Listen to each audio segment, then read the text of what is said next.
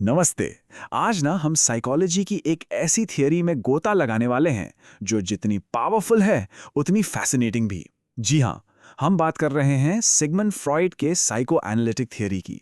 एक ऐसी थियरी जो हमारे दिमाग के उन छुपे हुए कोनों के राज खोलती है जिनके बारे में शायद हमें खुद भी पता नहीं होता। अच्छा, इस पूरी खोज को ना एक सवाल से शुरू करते हैं। कभी ऐसा हुआ है कि मुंह से कोई ऐसी बात निकल गई और बाद में लगा, अरे यार, ये मैंने क्या कह दिया? या फिर कोई ऐसा काम कर दिया जो खुद की समझ से भी बाहर था? बस यही वो सवाल हैं जो हमें सीधे फ्रॉइड की थ्योरी के सेंटर में ले जाते हैं। तो इन्हीं सवालों का जवाब ढूंढने की कोशिश की सिगमंड फ्रॉइड ने।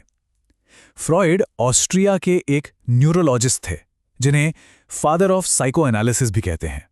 और पता है, उन्होंने एक ऐसा रेवोल्यूशनरी आइडिया सामने रखा जिसने साइकोलॉजी की दुनिया को हमेशा हमेशा के लिए बदल दिया। वो आइडिया ये था कि हमारा ज्यादातर बिहेवियर हमारे दिमाग के उन छुपे हुए हिस्सों से कंट्रोल होता है जिनके बारे में हम जानते तक नहीं। यही यही फ्रॉइड की थ्योरी का एकदम कोर आइडिया है।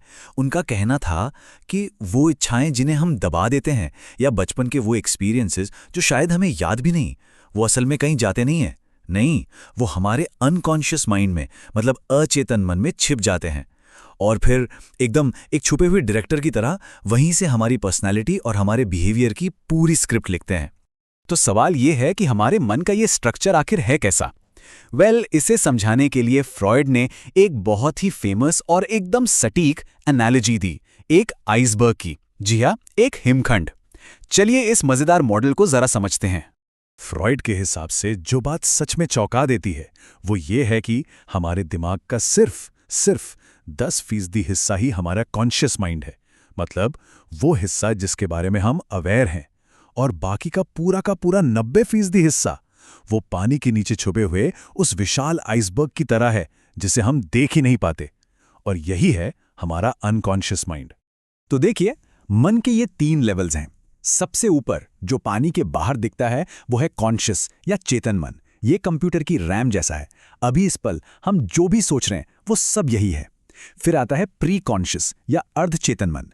ये हार्ड ड्राइव की उन फाइलों की तरह हैं जिन्हें हम थोड़ी सी कोशिश करके खोल सकते हैं, जैसे किसी दोस्त का नाम याद करना।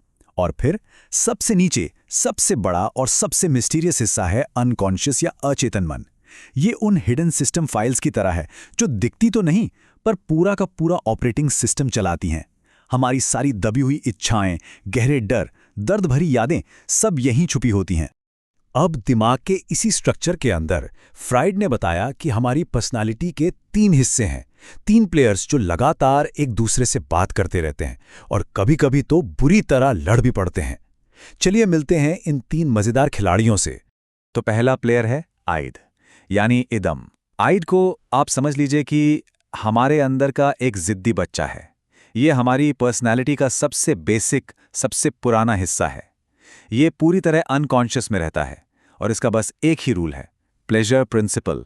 मतलब मुझे अभी चाहिए, इसी वक्त चाहिए। इसे बस तुरंत खुशी चाहिए, नतीजा चाहे जो भी हो। अब आता है दूसरा प्लेयर, सुपर ईगो, यानी परामहम। अच्छा, अगर इड एक जिद्दी बच्चा है तो सुपर ईगो एकदम सख्त टीचर या पेरेंट की तरह है। ये हमारा मोरल कंपास है, हमारी अंतरात्मा। ये हमें बताता है कि क्या सही है और क्या गलत, वो सारी बातें जो हमने अपने पेरेंट्स और सोसाइटी से सीखी हैं। और ये चलता है मोरालिटी प्रिंसिपल पर, मतलब हमेशा हमेशा सही काम ही करना है। और बस यहीं से हमारे अंदर असली लड़ाई शुरू होती है।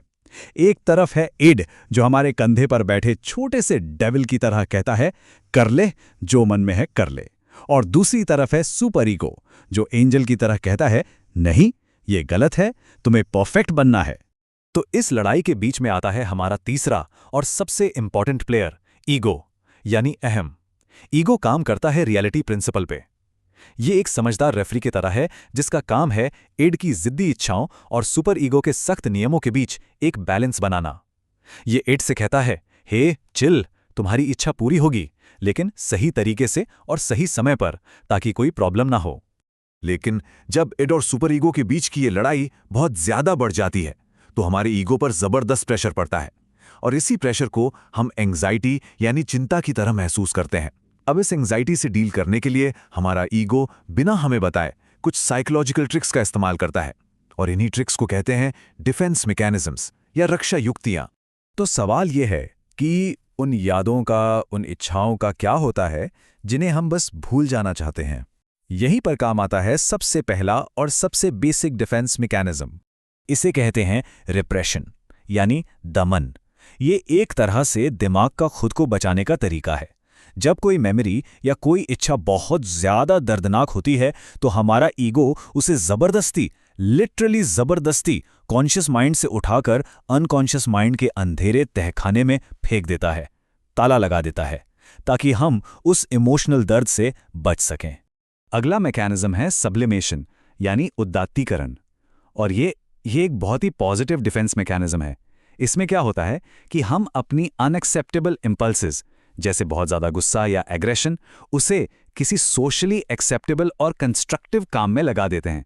जैसे कोई बहुत एग्रेसिव इंसान है तो वो अपनी सारी एनर्जी बॉक्सिंग में लगाकर एक कामयाब बॉक्सर बन जाता है। फिर आता है प्रोजेक्शन, यानी प्रक्षेपण। ये तो हम सब कभी न कभी करते हैं। जब हम अपनी कोई गलती या कमी मानना नहीं चाहते तो हम उसका इल्ज़ाम किसी और पर डाल देते हैं। अरे, अपनी हिंदी की कहावत है ना, नाच न जाने आंगन टेढ़ा। बस बिल्कुल वही। एक और जो बहुत कॉमन है वो है डिस्प्लेसमेंट, विस्थापन। इसमें हम अपना गुस्सा या कोई भी इमोशन उसके असली टारगेट पर नहीं निकालते। क्यों? क्योंकि वो खतरनाक हो सकता है।